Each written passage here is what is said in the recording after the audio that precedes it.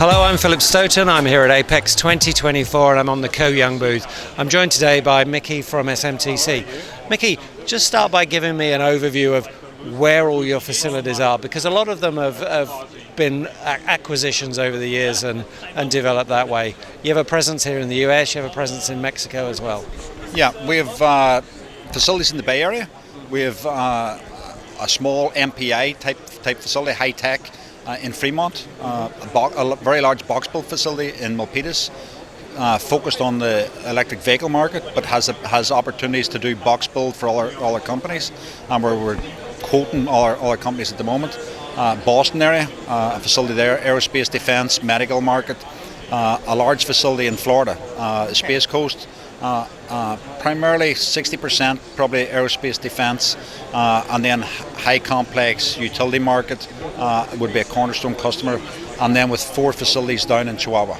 Wow. 2 very large facilities, and then a fabrication plant that supports our own internal needs for metal, box build, and then an interconnect shop for cable interconnect. Okay. So. And as VP of Global Operations, you must spend half your time traveling around all those. Because they were acquisitions, you won't have one line for that you put through every factory. You'll have a whole bunch of legacy equipment. How do you synthesize all that? Absolutely correct. We have a footprint of nearly everybody you see here. Yeah. Well, Universal, Fuji's, Hanwha's, Panasonics and stuff. We've got something from everybody. The new CFX platform, it's really starting to take hold. We're able to take that information back through the CFX. We're partnering with a company called Arch.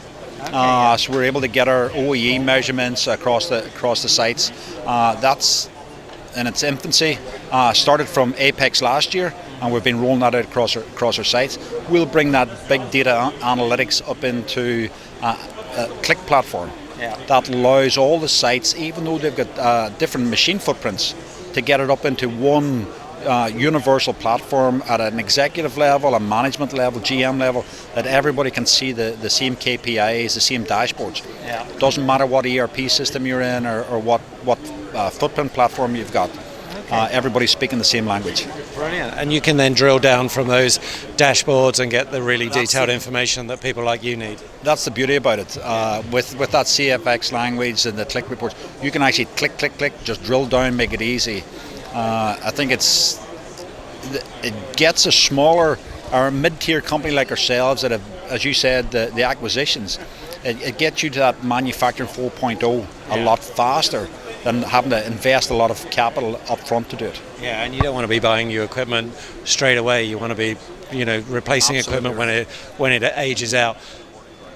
As we've gone through the last few years of the EMS industry, we've seen a lot of growth. We've seen this whole supply chain bubble going through, and some of that seems to have got to the customers, and we're seeing a little bit of easing in terms of capacity.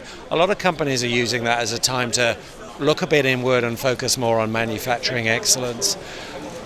This year feels like a bit of a year of efficiency. Is that something that you're focused on, and what kind of tools are you using to improve the performance? Another great question.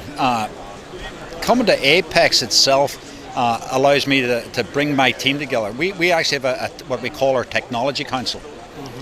We tend to focus on a couple of things. One is improving on quality. Which equipment sets, what are the best practices out there to improve our quality? What equipment sets are out there to enhance or reduce the labor content? You take away that variation of the human factor, you're going to get better quality, you're going to get better efficiencies. Yeah. So we actually bring the team together. This is like a window shopping exercise today, or this week's window shopping exercise, and then we can roll out over the next 6 months where we really want to go. Yeah. And that ties in with we're doing Lean Six Sigma projects that support that justify that ROI on the equipment sets that we want to do. Yeah. And when you're looking at that equipment and you're looking to bring everything together, everybody was talking about Industry 4.0 5 years ago. Now everybody's talking about AI. Is that starting to have a role within the industry, or is that just something that we need to be keeping an eye on because at some point in the future it's going to deliver some value? I think it's both. there's a certain point of the AI coming in. I did visit a couple of booths this week to take a look at how that analytics coming from the AI is going to develop and help whether it's a warehouse, whether it's a setup reduction areas there, how the machines can communicate, and then the AI itself can do the analytics for you rather than have to do it yourself. But I think there's still another 2 or 3 years before a mid-tier can really take advantage of that. Yeah, it'll take a while to roll through. You mentioned reducing labour content. Part of that is for quality improvement. You take out human error. Part of that is to make you more competitive, but part of it is also to mitigate talent shortages. You want equipment that you can train people on really quickly. Less people can operate more machines. Do you see that automation as a way to grow the business without necessarily growing the headcount? I think without having that equipment, it's nearly a barrier to entry at the minute. Yep. If you don't have it or you haven't got a path to get there, you're not going to be competitive. Even our plants in Chihuahua, with the early wage rates that have happened over this last 2 to 3 years, if that continues, that's going to even make Mexico uncompetitive. Our teams from Chihuahua are here this week specifically to look at how can we automate that and differentiate ourselves against our peers. Yeah. And as you've been walking around, and your team have been walking around the show for the last day and a half, anything that's made you go, wow, hadn't thought of that before? That's a new one? Absolutely, a couple. My first day in, I'm walking past my first table. We're walking for an appointment, and I had to stop. There was a small cobot doing a process that myself and one of my engineering managers said, we think we could use that. We've got an opportunity to use it in one of our factories. And again, to your earlier question, the AI, we did take a look at one of the booths where the camera system will do the algorithmics of your operators, specifically around either your warehouses or your offline setup. I think that's something that we're going to take a look at. Yeah. I think using automation in the box build, we think a lot about how we can improve the efficiency of the SMT line, and that's just part of what you do. A lot of what you do is after the PCBA comes off the end, finding really good adaptable automation solutions that work in high mix, low volume. That's a real challenge, isn't it? That's to be honest, that's one of the disappointments I've seen at the show. I haven't actually seen the larger cobots.